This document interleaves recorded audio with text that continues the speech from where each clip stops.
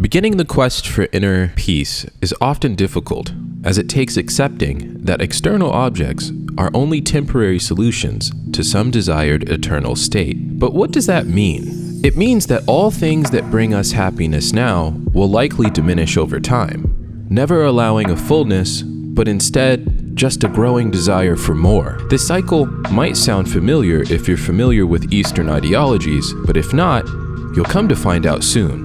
If external objects only get me temporary states of happiness, what can I do to get an eternal state of happiness so that I am not always in the fleeting state? Now, this is the question of the hour, actually, and according to some traditions, the question of a lifetime. The pursuit of Nibbana, pre-Sanskrit for Nirvana, is the goal for all living beings, proven by the desire to eat and drink, according to Indian philosophy. An eternal state of consciousness, existence, and bliss, all existing together, is the true nature of reality, as spoken by most Indian philosophers and spiritual leaders. In a Western philosophical view, Socrates comes to mind when introducing the ideas of the pursuit of happiness. After describing the deep metaphysical breakdown given to us in books 2 through 4 in the Republic, we begin to understand that the metaphysical utopian city and states of society was actually just an analogy of the soul. Book 9 begins with the explanation of a tyrannical individual, ruled by lawless desires only, aka the individual of a despotic society. This person lives for feast, revelries, luxuries, and sexual partners only. And after spending all of their money, they borrow as much as they can from their family and relatives, which after no one gives them money, they resort to force and deceit. They become a beast of their nature, led by desire only. This individual is continually poor and unsatisfied and lives in constant fear.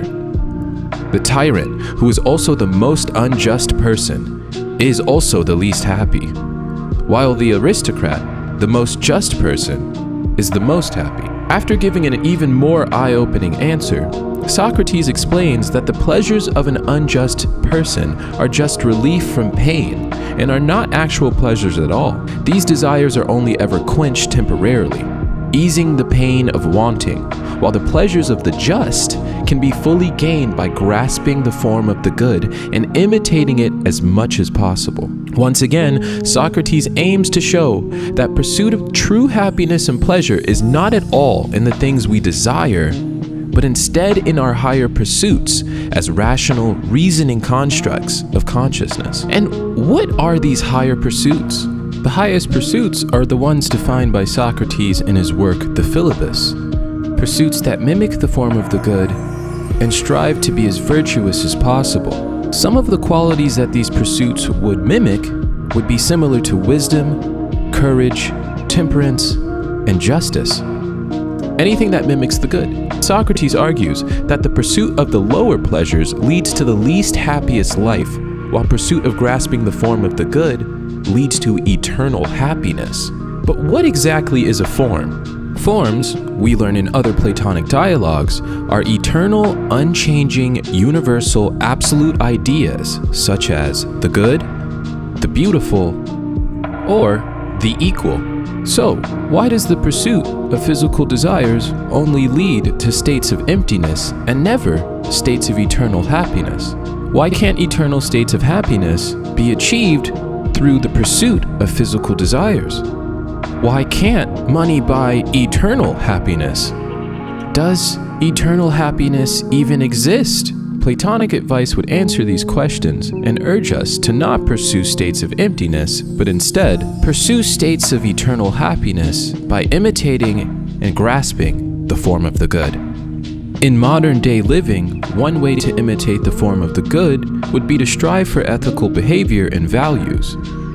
This could involve seeking out knowledge and understanding of moral principles and applying them to one's daily life.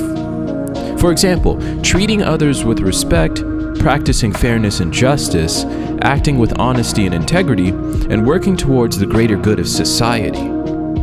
Additionally, one could seek out and support organizations and initiatives that align with the principles of the form of the good, such as those that work towards social justice, environmental sustainability, or other causes that promote the well-being of others and the world at large. Overall, imitating the form of the good in modern-day living involves embodying the principles of goodness, seeking knowledge and understanding, and striving to live a virtuous life that benefits oneself and others. Socrates says, "The just person tries to imitate the forms by making their own soul as orderly and harmonious as the forms themselves, and while doing so, benefiting the world and their society at large, while also reaching true eternal happiness." Thanks for watching. Today, we had another discussion of the mind, a battle of the ideas, and a questioning of the highest degree. I hope you enjoyed this discussion. Next time you ask yourself if something truly makes you happy, consider if it's only a temporary quenching or a permanent solution.